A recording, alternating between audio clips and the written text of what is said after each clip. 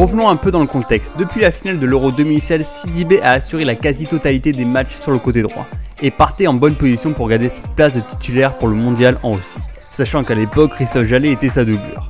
Finalement, vers la fin de 2017, Didier Deschamps fait le pari de Benjamin Pavard, qui va alors gagner sa confiance suite à la blessure de Sidibé en avril 2018, jusqu'à obtenir une place de titulaire juste avant la Coupe du Monde. La suite, on la connaît, la frappe de bâtard, la chanson à son effigie et une ferveur populaire incontestable. Pas mal pour un mec qui a joué en Division 2 allemande il y a 2 saisons. Mais ouvrons un peu les yeux, Pavard à droite, est-ce vraiment une solution viable pour le futur des Bleus? Alors oui, si tu suis ses stats, en plus d'être la nouvelle chatte à Dédé avec aucune défaite en bleu ou encore une moyenne de 82% de passes réussies lors de la dernière Coupe du Monde, on va se dire qu'il reste dans la régularité du footballeur lambda.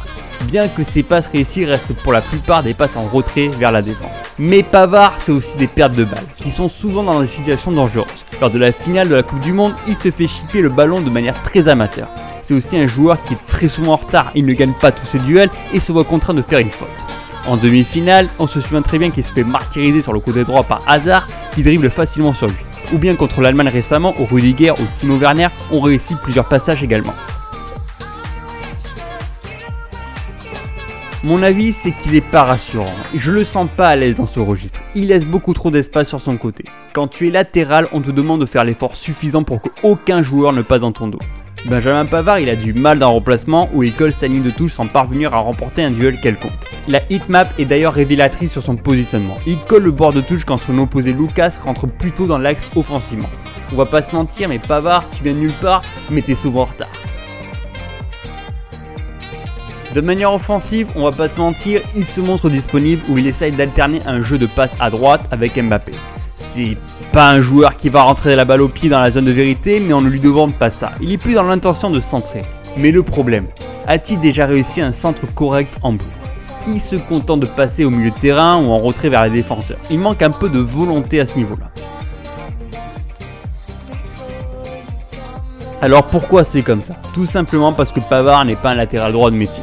Il joue à Stuttgart depuis 2 ans et son coach l'utilise principalement comme défenseur central. Et parfois il le place au milieu en soutien de la défense.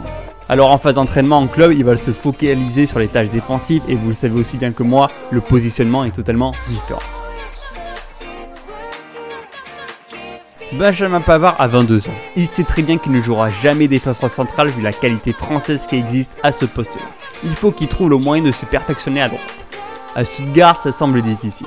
Il peut envisager de changer de club pour reprendre le dessus. Le seul truc positif qui peut lui arriver est le manque de concurrence à ce poste de latéral. Sidibé prend l'eau avec Monaco depuis le début de la saison, Debuchy et Jallet ne sont pas des solutions d'avenir, Korcha ne joue pas avec Benfica, de même que Malcuit qui n'enchaîne pas les matchs à Naples. Cependant, Didier Deschamps a déjà fait le pari Pavard. Il peut essayer avec un autre pensionnaire de Bundesliga comme Nordi Mikel de Leipzig ou bien en France comme Rossier de Dijon ou Léo Dubois à l'OL. Il y a également la solution Bounassar de l'Olympique de Marseille qui est en train de prendre de l'ampleur plus importante dans le groupe olympien. Dans tous les cas, Benjamin Pavard devrait être encore présent pour les matchs de novembre, mais ce sera sûrement plus difficile pour la suite de la saison, où un petit jeune talent va s'imposer en tant que rival numéro 1. Et vous, que pensez-vous de Benjamin Pavard? A-t-il encore le collier d'humilité? Faut-il tourner la page Benjamin Pavard? Dites-moi tout dans les commentaires et n'hésitez pas à vous abonner à ma chaîne et à liker la vidéo, c'est très appréciable.